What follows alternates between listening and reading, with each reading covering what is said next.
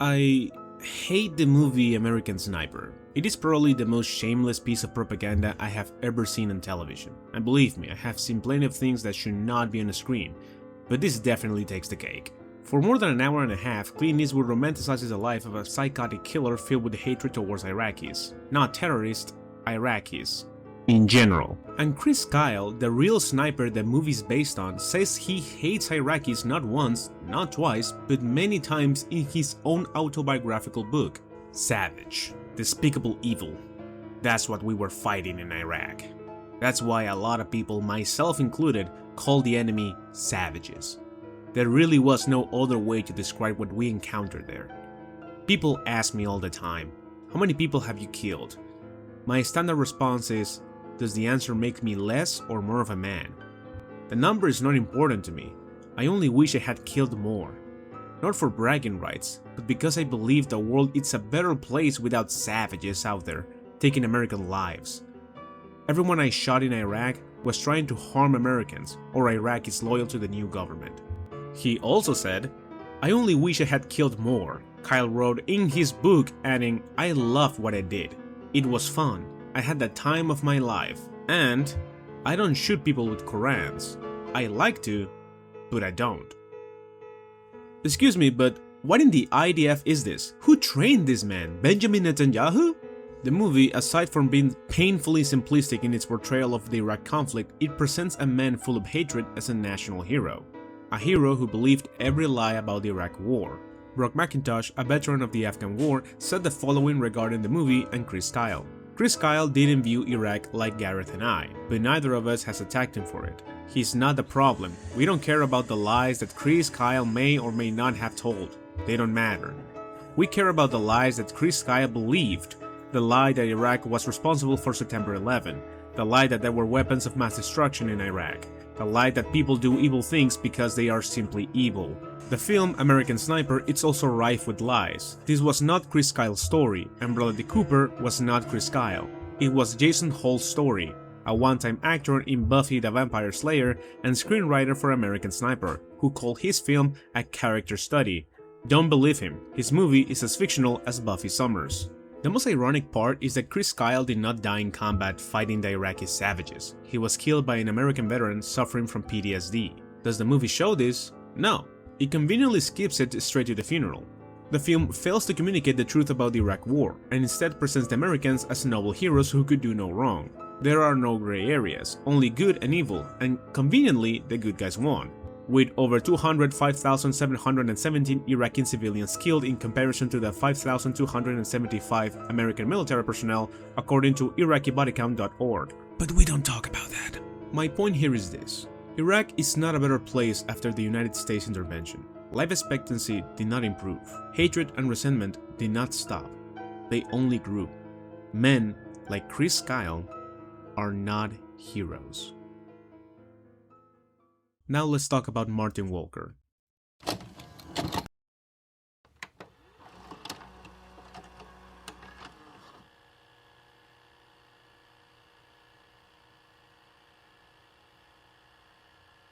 Martin Walker is one of the most tragic and disturbing protagonists I have ever seen, not only in a video game, but in any other form of media. This is thanks to the outstanding narrative work carried out in SPEC OPS The Line. The title has one of the best campaigns ever written for a video game. It's a product that took risks and successfully conveyed its message about the harsh reality of war crimes, and post-traumatic stress disorder. The campaign doesn't hold your hand, nor is it shy about showing you the consequences of your actions throughout the game. The title itself can also be seen as a metaphor for the disastrous consequences of the American militaristic intervention in the Middle East, especially when you consider that both the Iraq War and the Afghan War were still recent memories during the development and release of SPEC OPS The Line. That said, this is only one possible interpretation of the game's message. SPEC OPS The Line was developed by Jaeger Development and published by 2K. On the surface, it seems like just another action game, similar to its 2012 competition such as Battlefield, Call of Duty, Black Ops 2, Halo 4, and Gears. However, while its competitors showcase explosive action scenes and heroic charges in their promotional material, SPEC OPS showcased an average day in the Balkans.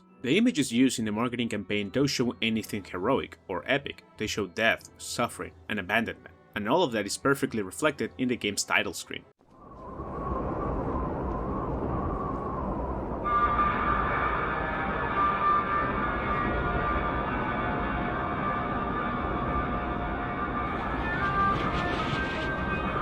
I don't say this very often, but the main menu of Spec Ops: The Line is probably one of my favorites in gaming. Its presentation perfectly encapsulates the game's setting, showing a desolate city, an upside-down American flag, which is commonly a sign of distress and desperation, and the United States national anthem playing through a radio filled with static and distortion. The presentation is perfect. In the world of Spec Ops: The Line, Dubai was struck by a devastating sandstorm. Multiple operations were launched with the goal of protecting civilians and searching for survivors to evacuate them from the disaster zones. One of these operations was led by Colonel Conrad.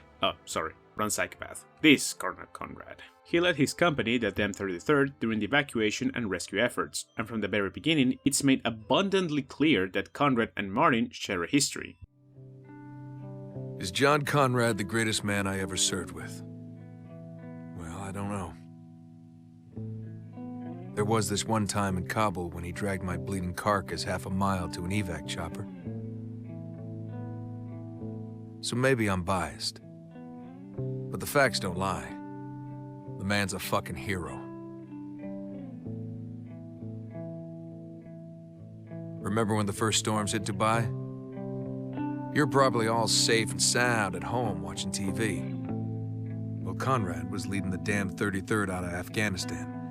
Instead of coming home, he volunteered his entire battalion to help with the evac. But all you did was send a check.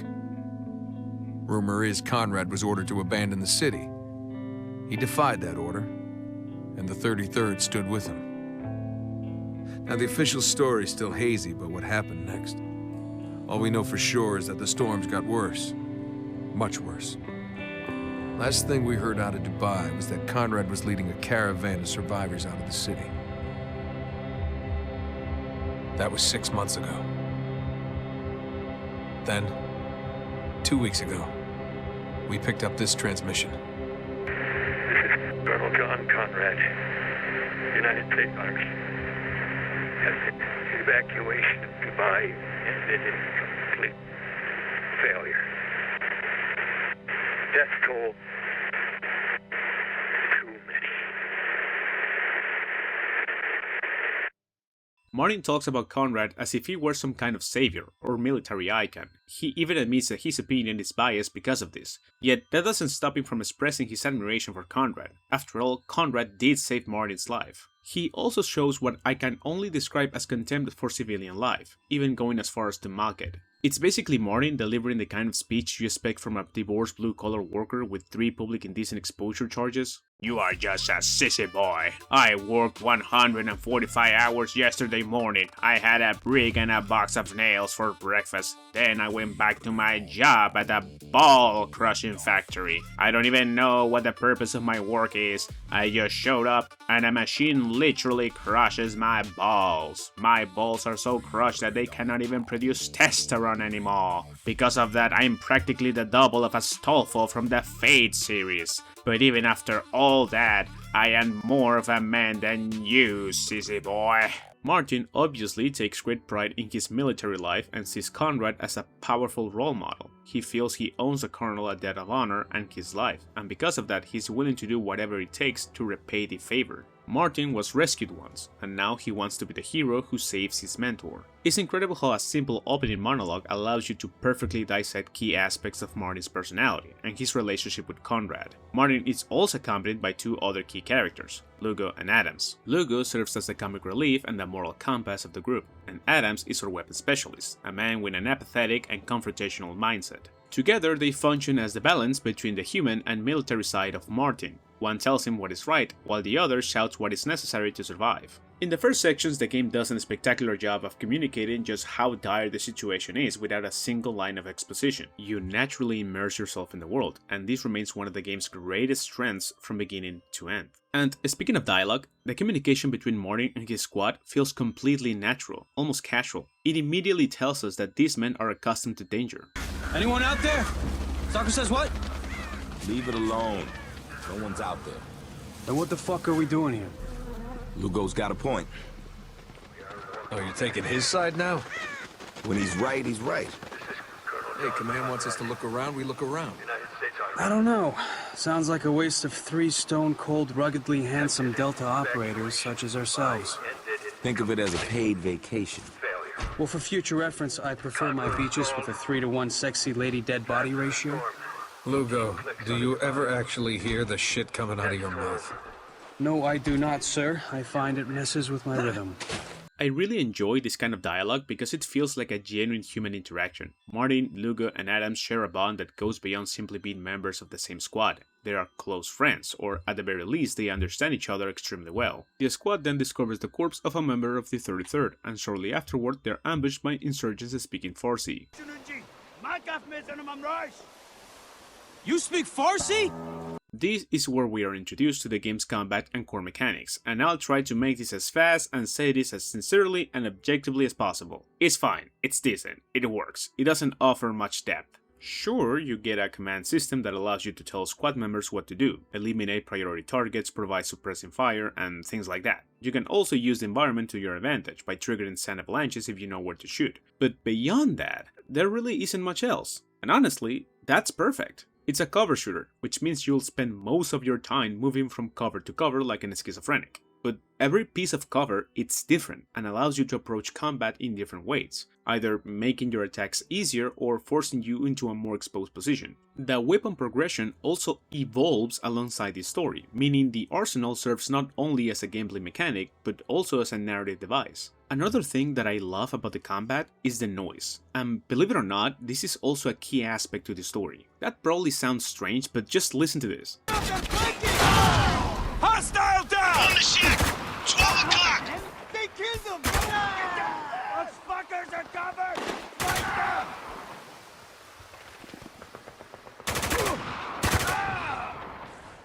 This way.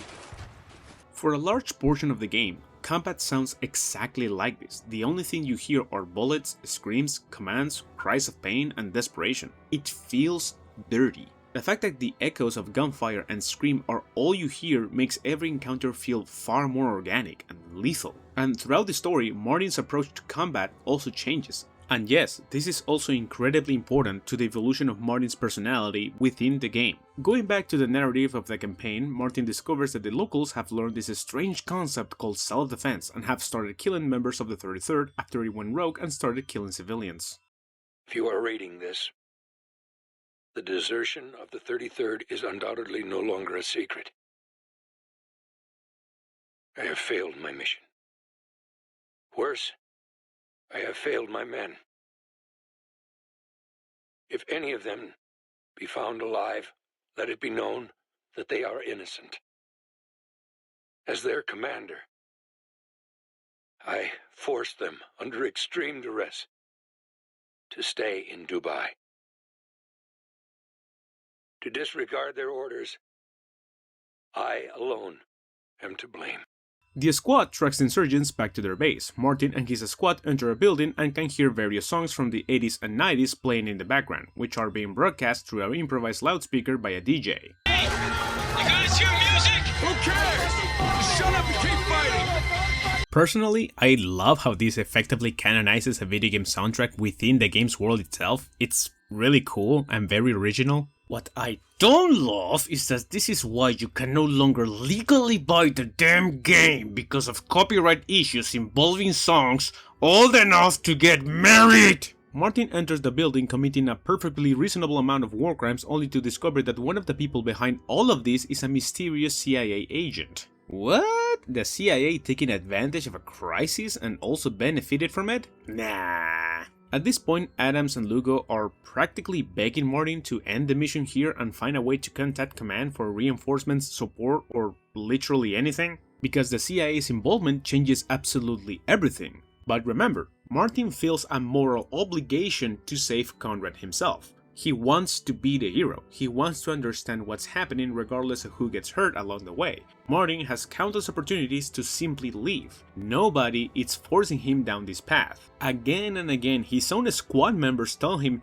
they need to walk away because the situation is spiraling out of control. But Martin refuses, insisting that he needs to find Conrad for answers. Delta walks through what appears to be a survivors camp, where the inhabitants have a very strong opinion of the American military presence in Dubai. Here, the tone of the game changes instantly. Graffiti murals depict the Statue of Liberty as an avatar of death. Children's drawings covering the walls show soldiers murdering their parents in front of them. Helicopters are portrayed as demons raining down bombs and death upon refugees. This is clearly a survivor's camp. There are no weapons, no enemies, only tents, candles, and more drawings. Some of those drawings also depict men kidnapping women in front of their children. The drawings are perhaps the most disturbing part because studies have shown children often reveal their perception of the world through art in unusually literal ways. A real-world example of this phenomenon can be seen in the drawings made by Palestinian children, which often attempt to reflect and process the reality of war and mass violence through artistic expression as a means of coping with trauma.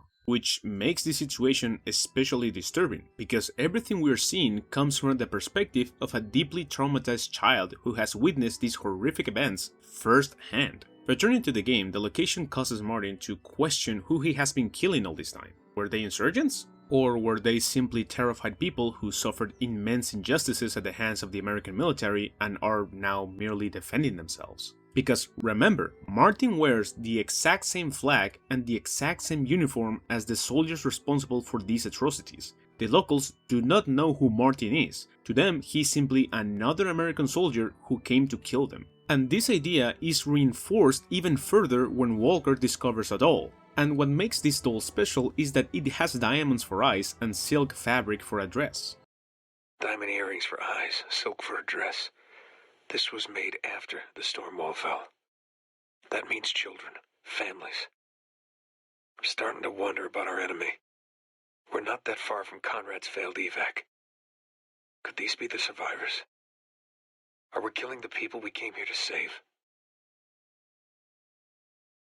I'm not gonna tell Adams or Lugo. Shit's hot enough as it is. They don't need this weighing on them too. Anyone shooting at us is an enemy, whether they got families or not. All of this information suggests that it was made after the storm devastated Dubai. This leads to a horrifying realization. There are children here, families, innocent survivors, people who endured the disaster and are still alive. Which means it is entirely possible that Martin and his squad have spent the entire game killing the very people they were supposed to rescue. This reveals another defining aspect of Martin's personality, his ability to rationalize and intellectualize everything, even his most irrational actions, because even after learning about all this suffering, death, and misery, he keeps moving forward, telling himself that it's all for the sake of the mission and uncovering the truth. And remember, nobody, absolutely nobody, is forcing him to do this. The team continues wandering through the refugee camp until they find Agent Castavin, a CIA operative who has been directing the insurgents and is currently engaged in a special meeting with a co-worker. I am sure this will be a great opportunity to understand what is happening and, of course, Castavin is killed by Lieutenant McPherson, who then begins speaking to you. This is one of the first major choices you are given in the game, and the way it's introduced, it's brilliant. There are no indicators. The game doesn't directly tell you that you can do anything. The only incentive is curiosity and patience. It is entirely up to you, the player, whether you pull the trigger or not. If you kill him, that's the end of it. If you spare him, he'll try to kill you. It's a very interesting system because every choice feels more personal. Shortly after, Martin finds remnants of the 33rd, attacking and terrorizing civilians. As a result, Martin's squad engages them to protect the refugees, and starts killing American soldiers. And not just any American soldiers, but the members of the 33rd, Colonel Conrad's soldiers, the soldiers they came to aid. And amid the crossfire, depending on your reflexes, you can kill a civilian attempting to flee the chaos. The game doesn't warn you, it doesn't tell you that this person is a civilian. Combat in this section of the game can become so frantic that you may not even realize what you have done. And honestly, this part of the game is it's like, wow, this is very disturbing because it's very close to how these situations often unfold in reality. Martin eliminates the remaining forces of the 33rd and manages to save most of the civilians. But instead of gratitude, this is what you get. Don't need a translator to know they're hurting. They say it now. These people want us gone. We should get out of here. Leave these people to grieve. Yeah, I think that's the least we can do. Come on. And before you say, "What? We saved them and this is how they thank us? How ungrateful!" No. You didn't save anything. What you actually did was terrorize a group of already traumatized refugees during your battle with the 33rd. Martin left behind dozens if not hundreds of corpses that will likely spread disease once they begin decomposing beneath the Dubai sun. Martin turned their only home into rubble. Martin killed a refugee and looks exactly like the people who were already terrorizing the refugees. He is not a hero, and he's not welcome here.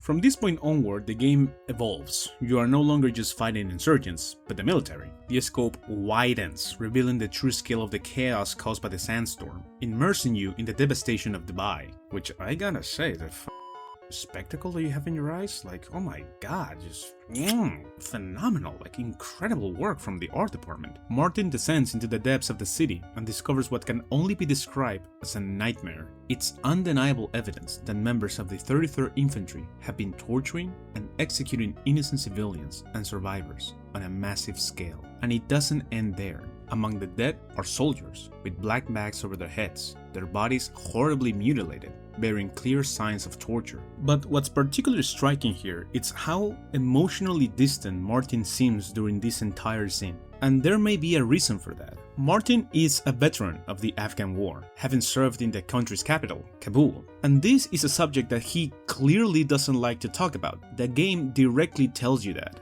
During the first decade of the war in Afghanistan, the United States committed numerous war crimes, several of which are still under investigation to this day. Most of these war crimes are related to unlawful executions, kidnappings, and sexual abuse. With that in mind, it's not hard to imagine why Walker, a man who takes immense pride in serving his country, as made clear in his opening monologue, avoids talking about Kabul. Perhaps he witnessed those atrocities, or maybe he even took part in them. Whatever the case, it would certainly explain why he appears so emotionally detached throughout these scenes. Probably because he feels something akin to shame when he remembers that the institution that he serves, it's not as honorable as he thought. At this point, Delta once again begs Martin to call for an emergency evacuation. To no one's surprise, Martin refuses again. Instead, he rationalizes the situation, insisting that this is no longer just about finding Conrad, it's about doing what's right. Exactly.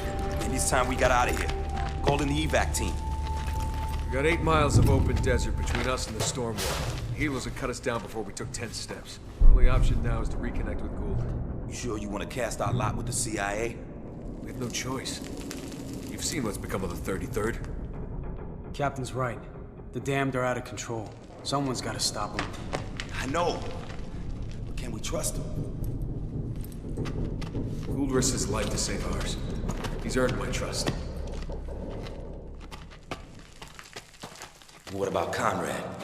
This isn't just about finding Conrad anymore. It's about doing what's right.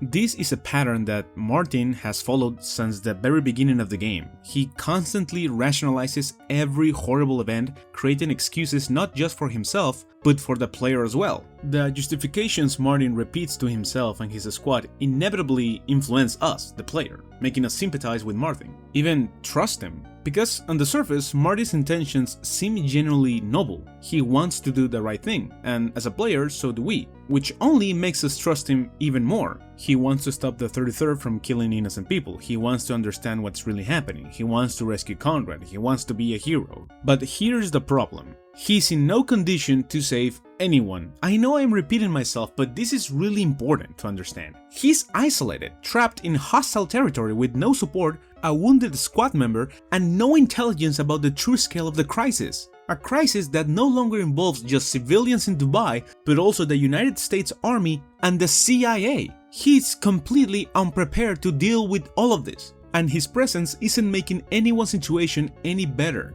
We literally saw Delta being driven away by the very same civilians they supposedly saved. And despite Martin insisting that this is no longer about Conrad, he still believes Conrad has all the answers. Well, if we're gonna sort this out, we need to find John Conrad. How's that help? You just said the 33rd were rogue. Conrad wouldn't abandon his duty. The 33rd may be hostile, but I guarantee the Colonel isn't part of it. How can you be sure? Because I know the man. Now get that open. Not a problem. Martin presses forward, only for the game to introduce us to one of the most devastating and inhuman weapons used in modern warfare, white phosphorus. Not that.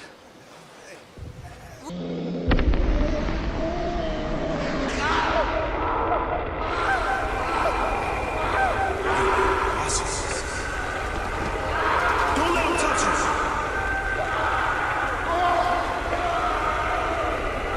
White phosphorus is a chemical incendiary weapon that ignites the moment it comes into contact with oxygen. Once it's burning, conventional methods can't put it out. It's incredibly toxic, causing deep chemical burns, tissue necrosis, and permanent damage to vital organs such as the lungs and the liver. And don't Google it, just don't do that, please. Death can either be instantaneous or, in the worst case scenarios, victims can take weeks to die, slowly, and in unimaginable agony. And that weapon, it's being used by the 33rd against the insurgents. White phosphorus is so devastating that its use is prohibited under international law and can constitute a war crime. But the 33rd, much like the IDF and the United States military in general, seems to treat the Geneva Conventions more like the Geneva Suggestions. So they use a chemical weapon in a ruined city that has a high density of civilian population. Ah, America.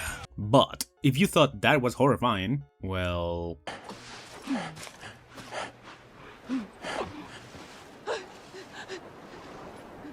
Begin.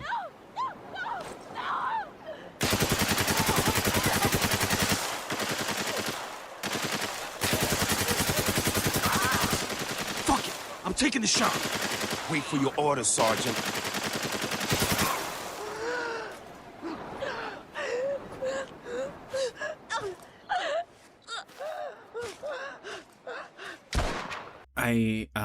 Jesus.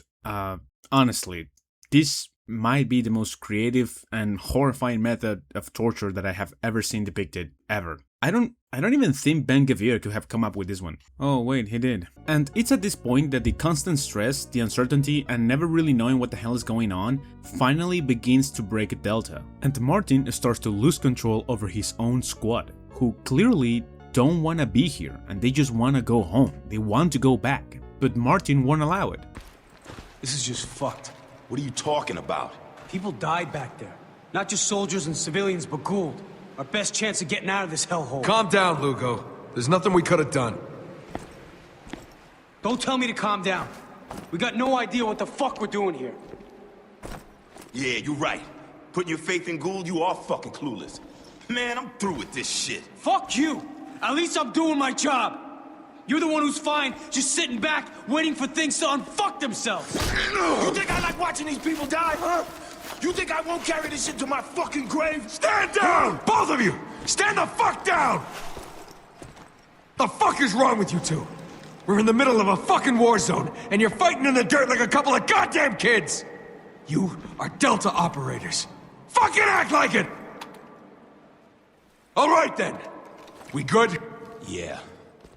Before we continue, I should warn you that the next few scenes contain graphic and disturbing content. Delta continues his way and discovers what appears to be a camp littered with the remains of the 33rd, along with a cache of white phosphorus. You know where this is going. Once again under attack and believing he has no other choice, Martin decides to use the white phosphorus, despite Lugo literally begging him not to, while Adams insists that they have no choice. Take?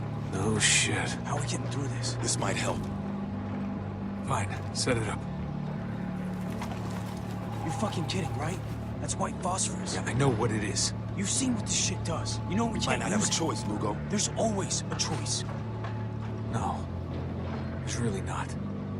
When Martin uses the white phosphorus, the perspective changes. All you see are tiny white dots against a black screen. The weapon creates a layer of distance between Martin and the soldiers of the 33rd. On this screen, they aren't human beings about to suffer one of the slowest and most agonizing deaths imaginable. They are just targets. And here, the game does something very simple, but also absolutely brilliant. You see, this isn't just another gameplay device for us the player. It's another sign of Martin's moral and psychological deterioration. He's trying to dehumanize the people attacking him so he can justify what he's about to do. Martin desperately tries to keep that emotional distance, but one small detail won't let him: his own reflection. As Martin launches the white phosphorus, the flashes from the explosions illuminate his face on the screen. The game reminds both Martin and the player that these weapons are being fired by some invisible hand. Martin is pulling the trigger. It's the game reminding us that he isn't a hero, and that becomes painfully clear once we make our way into the camp.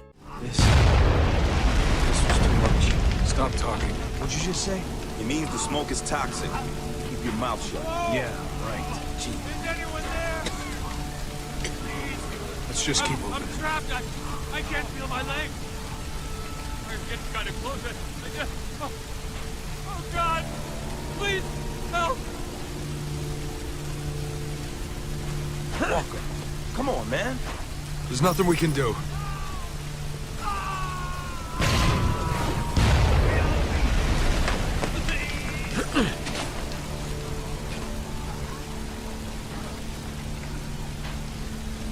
Come on. Soldiers are screaming as they are burned alive. Men begging us to shoot them just to end their suffering. Cries of agony, slowly fading into silence. All because we pressed a few buttons. But even after all the deaths surrounding him, Martin still believes he did the right thing. But then, one sentence shatters that illusion.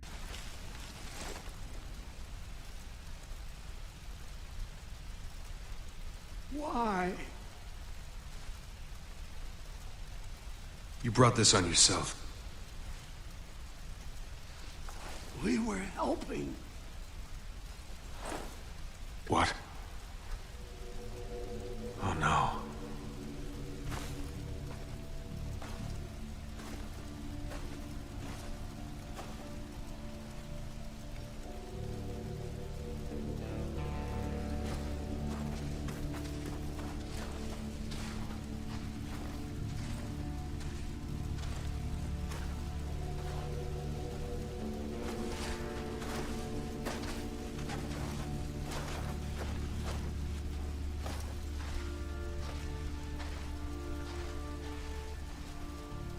Are those civilians?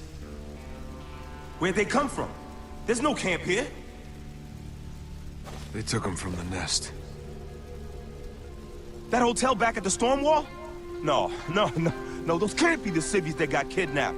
It's not possible. Yeah, it is. That's why Gould stormed this place. He didn't want the gate. He was trying to rescue his people. This is your fault, goddammit! Stop right there, Lugo. What it is, he wouldn't listen. Have a choice. He turned us into fucking killers. That's enough, Sergeant. No, I told you so. No. We need to keep moving. What? Reinforcements will be here any second. We need to keep moving. But Walker, you're not even... I'm gonna make these bastards pay for what they've done. Now, are you with me or not?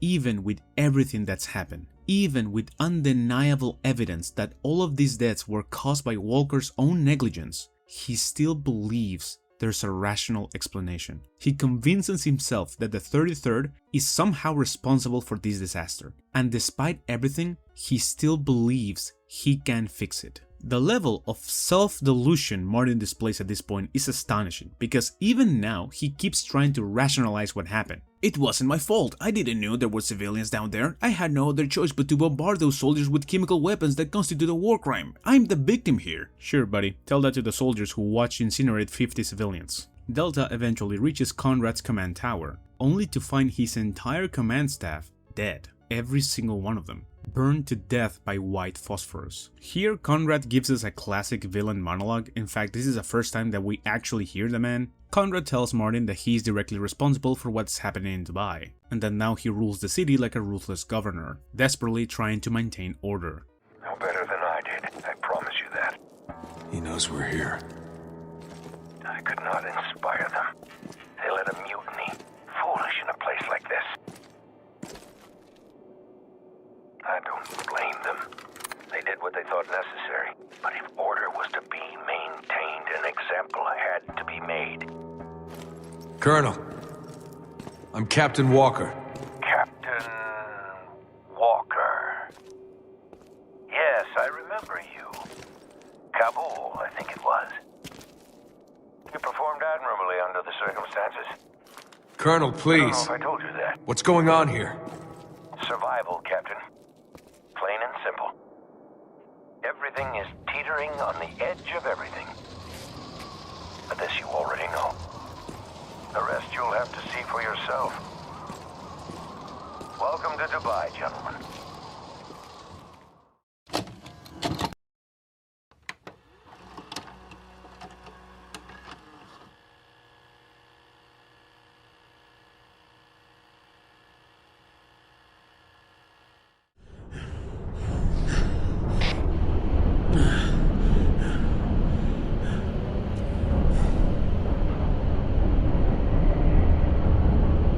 I know you're listening, Colonel, so hear this. This war is over. Dubai will be evacuated, and you will be relieved of your command.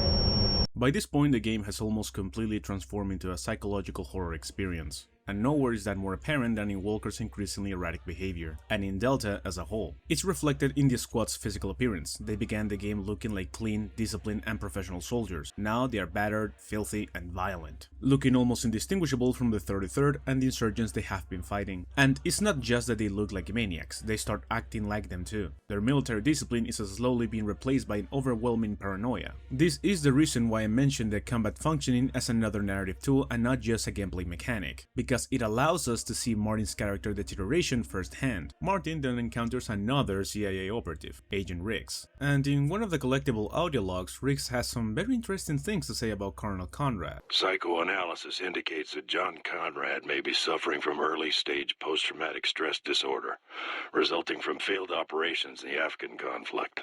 In an individual as accomplished as Conrad, PTSD could manifest as a pronounced tendency towards egomania and calcification of moral certitude.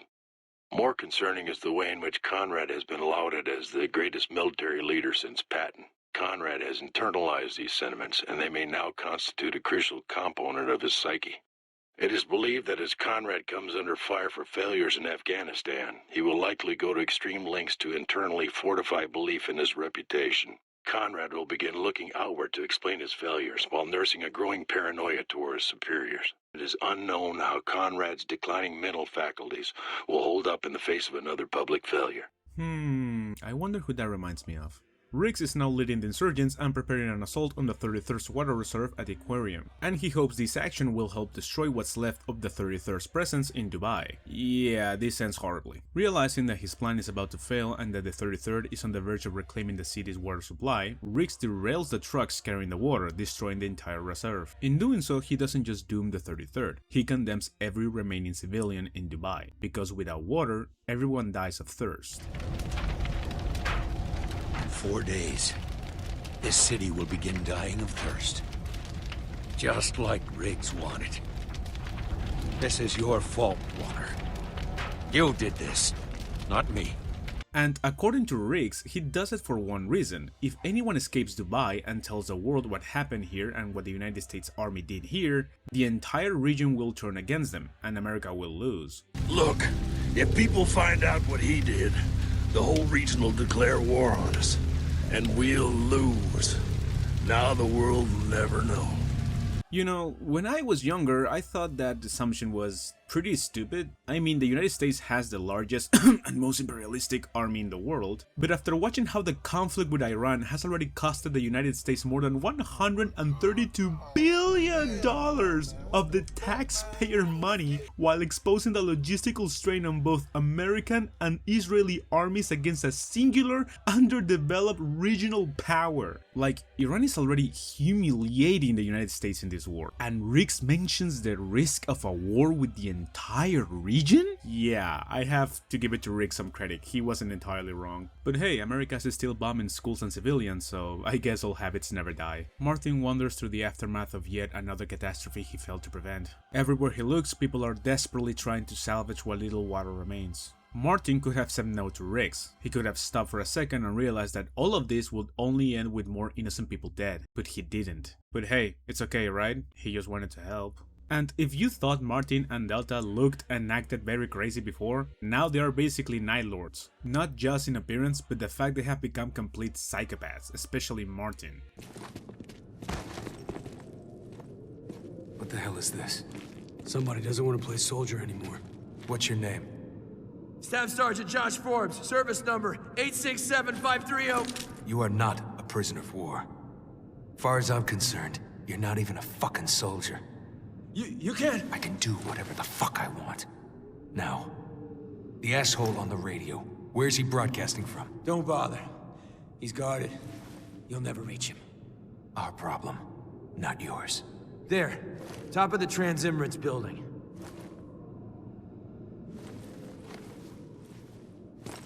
Lugo, we reached that tower. Think you can work the broadcast system? One mass evacuation coming up. Won't be anyone to evacuate. What the fuck did you say? Be smart, Captain. This is the desert. How long do you think these people will survive without water? Jesus. All the Colonel wanted was to keep people alive. Remember that. We'll keep that in mind next time he tries to kill us. Dubai's running out of time, gentlemen. From this point onward, Martin becomes increasingly more violent and irrational. Now he just screams like a madman and seems to revel in every kill. Even the way he does executions becomes noticeably more brutal.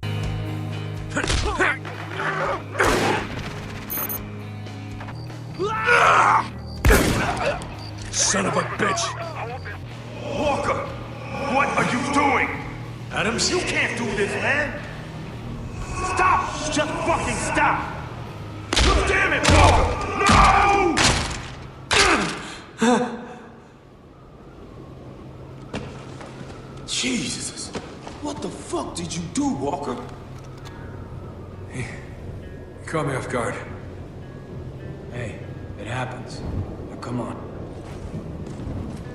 Also, remember those loudspeakers from Act 1? Turns out they are being operated by a journalist named Robert Darden, the radio DJ who has been taunting Martin and Delta throughout the entire journey. Robert accompanied the 33rd during their campaign in Afghanistan, and eventually earned both the unit's and Conrad's trust after becoming stranded in Dubai alongside them. Which also explains why he's living in such luxury inside the broadcast tower. In fact, Conrad trusted Robert so much that he would regularly confide in him like he was some type of personal journal. Oh, yes, sir. John. Shall we start? You're not recording this, are you? What? No. No, of course not. Good. I don't want... People need to hear my words, not my voice. I totally understand. Yes, I think you do. You've been a friend these past months. It has been helpful having someone who just listens. That's very nice of you to say, sir. What are you doing? Oh, I'm sorry. This pen doesn't work. I gotta get another one. What an incredible source of information. I'm sure Delta is going to interrogate him and finally get some of course. Get the fuck off me, man! Have you lost your fucking mind? Are you really this fucking naive? He kept the 33rd on our ass this whole time! He wasn't gonna let us just walk out of here! I did what was necessary! You don't get to make that call! Well, fuck you! I just did. That's enough! We'll deal with this later. To anyone who can hear me, I'm the commander of an American evacuation force. We're here to rescue you. But first, the 33rd will pay for what they've done. I'm disappointed in you, Walker. No one leaves Dubai. I tried. 1,300 men, women, children dead because of my arrogance. And now you want to finish off the rest? If you will not learn from my mistakes, then there's nothing more I can do. Your butcher's bill is high enough. Goodbye, Captain. Martin hijacks an helicopter and it crashes almost immediately. This inconvenience separates him from the rest of Delta, and when Martin wakes up, he's greeted by what can only be described as hell. This entire sequence is, of course, a hallucination, a manifestation of Martin's already shattered mind. But because it comes directly from Walker's own psyche, it reveals something far more interesting. Martin knows he's guilty. Despite every excuse he makes, despite desperately clinging to the role of the victim, deep down, Martin knows that everything happening in Dubai is his fault. Somewhere beneath all that denial, he knows he's become a monster, and that when he dies, there's only one place waiting for him. By this point, we have reached the game's final act, and it's nothing short of remarkable, both as a piece of storytelling and as a work of artistic expression. Once again, the artistic department in this game cooked. The chaos, the death, everything feels so organic and so well done, which makes the next scene, la cual es por cierto mi favorita en todo el juego, hit much harder, and is when Martin and Adams find Lugo. The roof, fuck! Shoot the roof! Everyone back now! Come on! Get your ass up! You heard him! Back up right now! I said back the fuck up! Hurry up, Walker! Breathe, Lugo! They ain't taking the hit! God damn it, breathe! How's he doing? Answer me, Walker! Come on, Lugo! Is he breathing? Move back, or I will open fire! Damn it! These assholes ain't stopping, Walker! They're boxing us in! Damn it, Lugo! You better fucking pray he makes it! Let me take him, Walker! Sir, permission to open fire! I need you to give the word! Walker! Give me the fucking word!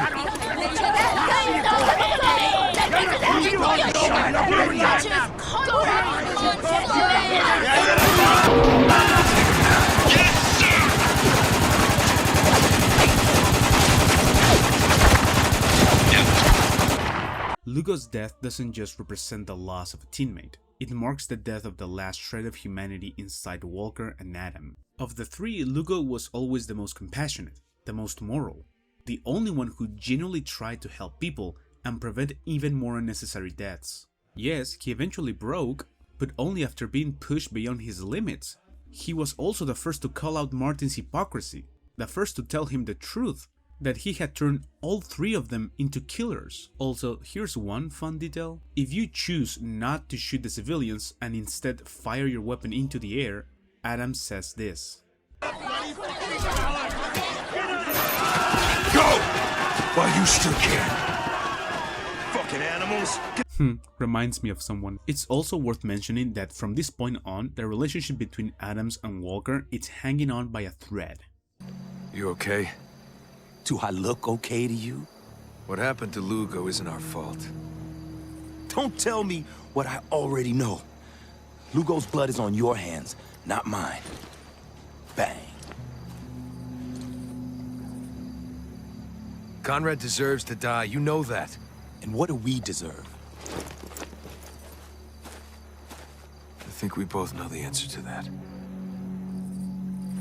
Adam's resent towards Walker is obvious, and honestly, he has every right to feel this way. Martin is responsible for everything that's happening. Hell, he basically ruined both of their lives, and yet Adam remains by his side. And it's not because of loyalty, Adam simply doesn't have anything left to lose, except his life. Don't get me wrong, Adams, Lugo, Martin, every single one of them deserve to die after everything they've done, and yet I still can't help but feel sorry for Adams. He doesn't want to die following Martin's orders, the man who basically destroyed his life. He wants to choose his own end. He wants to die fighting. And this is very interesting because despite all his complaints, Adams was always the first to blindly follow Martin's orders, no matter how dangerous they were or how many lives were at risk. He always followed his orders. I think that in the same way Martin blamed Conrad for every one of his own failures, Adams blamed Martin, which makes it all the more ironic that the very last thing Adam does before he dies, it's disobeying one of Martin's orders, which is to give up. Shit! Here they come! They're pinned down on top of the gatehouse! Move in!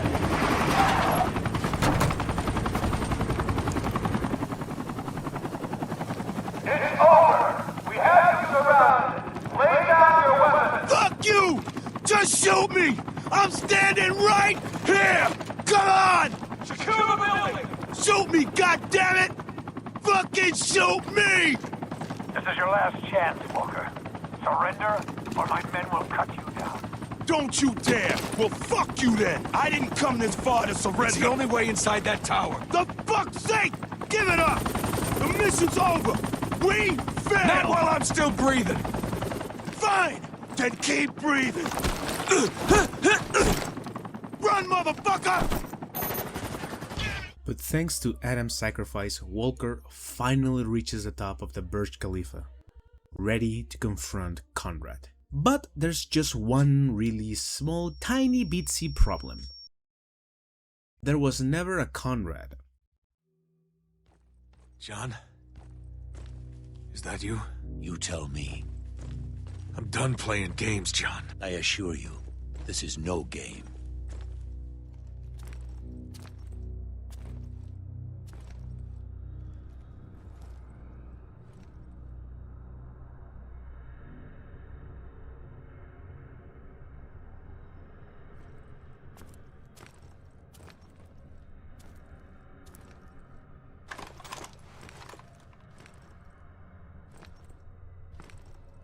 It seems that reports of my survival have been greatly exaggerated. This is impossible. Oh, I assure you, it is. How? Not how. Why? You were never meant to come here. We have our orders. Leave the city, radio command from outside the storm wall. They send in the cavalry, we go home. What happened here was out of my control. Was it? None of this would have happened if you'd just stopped. But on you marched. And for what? We tried to save you. You're no savior. Your talents lie elsewhere. This is your fault, goddammit! Stop right there, Lugo. He wouldn't listen! We didn't have a choice! He turned us into fucking killers! This isn't my fault. It takes a strong man to deny what's right in front of him. And if the truth is undeniable, you create your own. What the hell happened? I don't know, he just stopped moving. Walker, snap out of it! I get it. We have to choose. The truth, Walker, is that you're here because you wanted to feel like something you're not. A hero. Lugo! You left me to die! I'm here because you can't accept what you've done. It broke you. Colonel? Colonel, please. What's going on, Walker? It's Conrad. He did it. All of it. You needed someone to blame, so you cast it on me. A dead man. I know the truth is hard to hear, Walker, but it's time. You're all that's left, and we can't live this lie forever.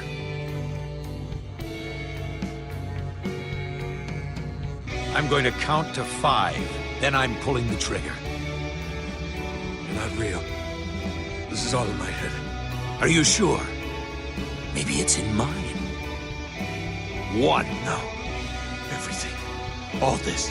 It was your fault. That's what you believe, then shoot me. 2. I didn't mean to hurt anybody. No one ever does, Walker. 3. 4. Is this really what you want, Walker?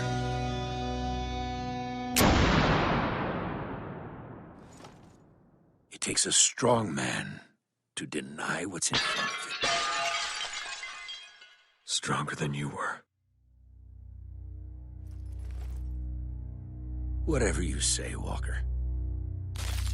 No matter what happens next, don't be too hard on yourself. Even now, for all you've done, you can still go home. Lucky you.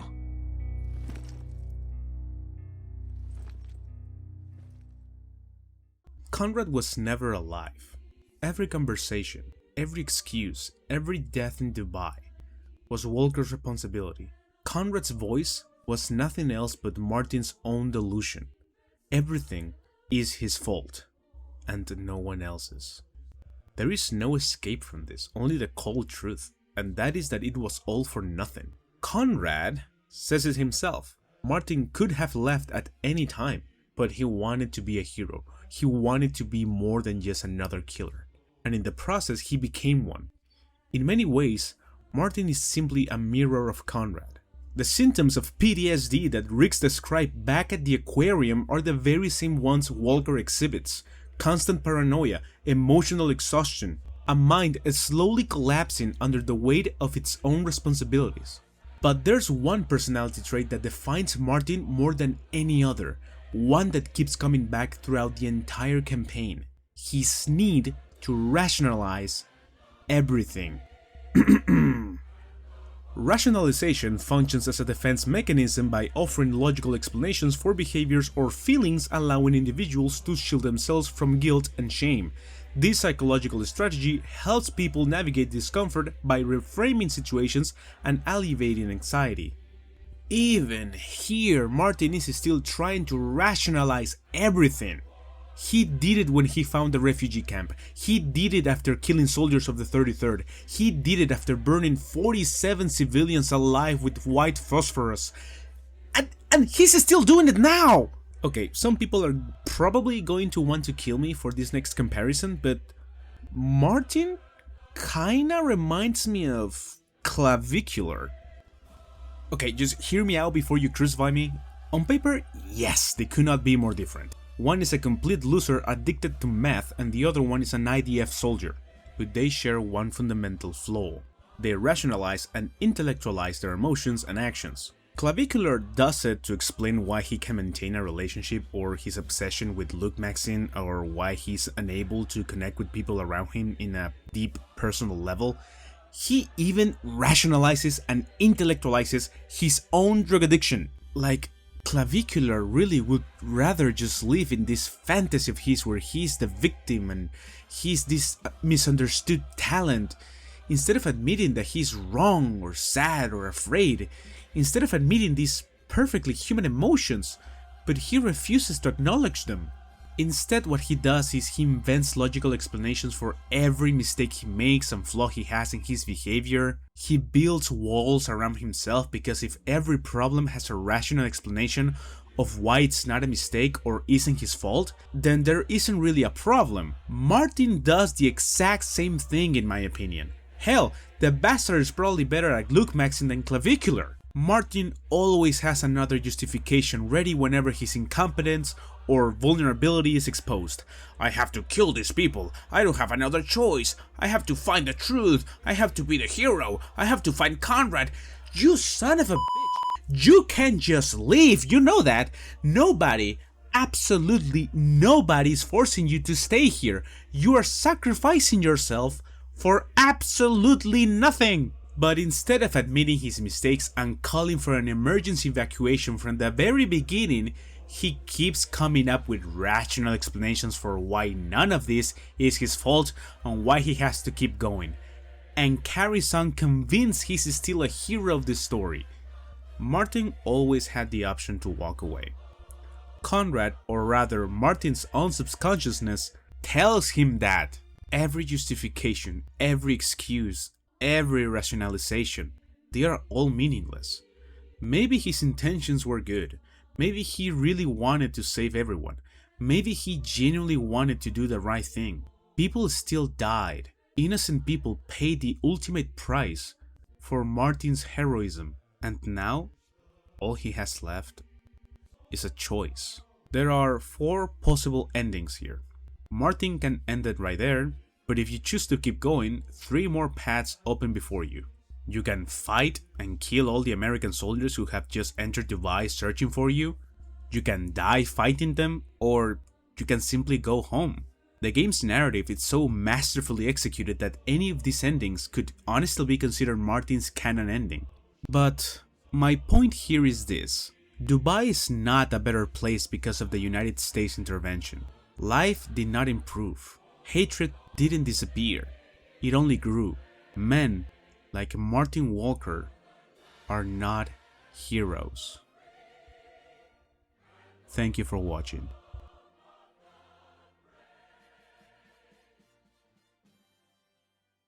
To my men, I don't need to remind you of the events which have led us here. We are each branded by our actions, for good or ill. Yes, there is darkness to come, but take heart, for the storm will soon break. There will be chaos in the coming days. As your commander, I know you will persevere. You are the damned 33rd. It's been the greatest honor of my life to serve alongside you. That is why I can trust you with this final order. No matter what, endure. Be ever vigilant. Hold the line.